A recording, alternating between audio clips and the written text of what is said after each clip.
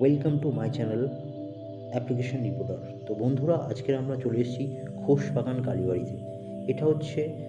এটা অবস্থিত আগরতলা শকুন্তলা বাজারের ঠিক অপোজিটে। এর কাছাকাছি ল্যান্ডমার্ক আপনারা এম বাজার বললে, এম বাজারের সামনে যদি কোনো মন্দির বলেন, কালী মন্দির বলেন, তাহলে এটা আপনাদেরকে সবাই বলে দেবে।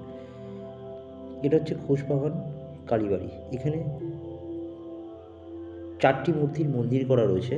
একটা হচ্ছে ভগবান শিবদেবের মন্দির, একটা গণেশ ঠাকুরের মন্দির, একটা ভগবান শনিদেবের মন্দির, একটা মা কালীর মন্দির।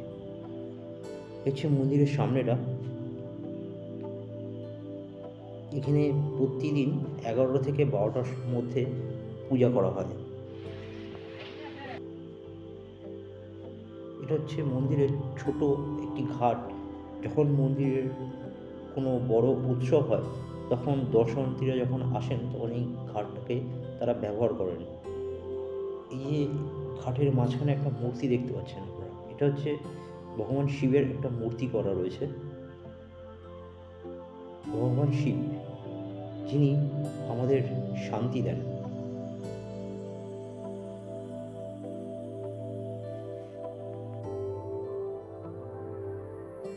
এখানে দর্শনার্থীরা প্রার্থনা করেন, তাদের মনস্কামনা পূর্ণ করার জন্য ঠাকুরের কাছে প্রার্থনা করেন, আর বাতি ও ধূপ এখানে দেন।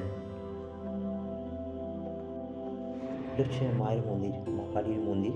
মা কালী, যিনি আমাদেরকে শক্তি প্রদান করেন। এটা হচ্ছে মন্দিরের সামনেটা, উপরের যে চূড়াটা, এটা হচ্ছে মায়ের মূর্তি।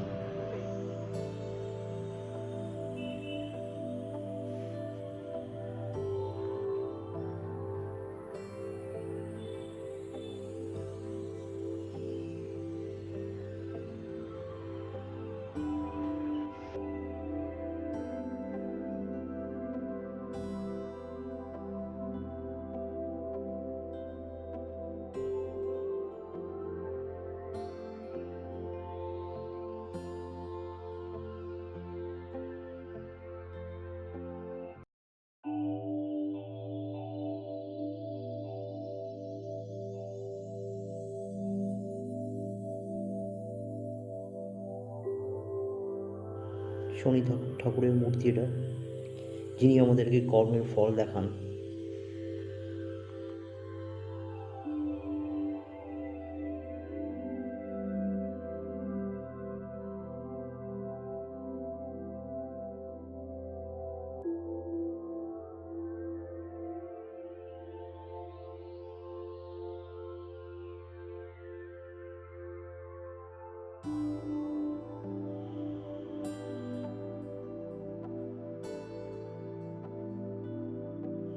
এখানে দুটি মন্দির করা রয়েছে, একটা হচ্ছে শিব ঠাকুরের মন্দির, আর একটা হচ্ছে গণেশ ঠাকুরের মন্দির।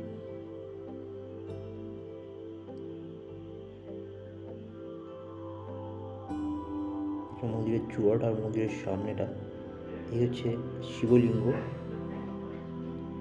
শিবের মাথায় একটি হাঁড়ি দিয়ে ঝোলানো রয়েছে, হাঁড়ি ঝোলানো রয়েছে। আর এই হচ্ছে আমাদের শিবলিঙ্গ, শিব ঠাকুর।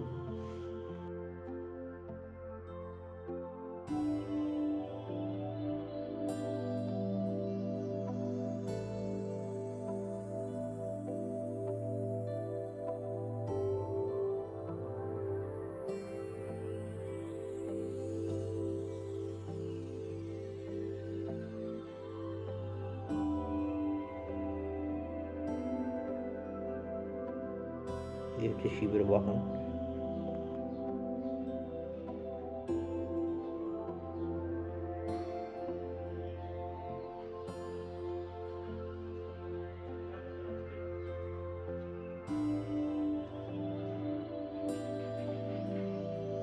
এটা হচ্ছে গণেশ ঠাকুরের মন্দির, হচ্ছে গণেশ মূর্তি। গণেশ ঠাকুর,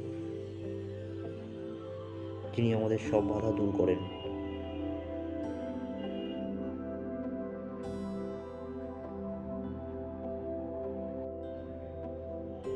মন্দিরে যারা দান করেছিলেন তাদের এখানে খোদাই করা রয়েছে তাদের নামগুলো।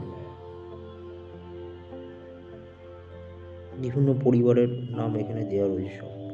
ফণীন্দ্র মোহন বণিক, তরুণমালা বণিক, ব্রজগোপাল বণিক, গৃহবধূ শিপ্রা বণিক, নাতি রাজীব, ইন্দ্রজিৎ, এরকম বহু ফ্যামিলির যারা এখানে দান করেছেন তাদের সমস্ত জিনিসগুলো এখানে খোদাই করা রয়েছে।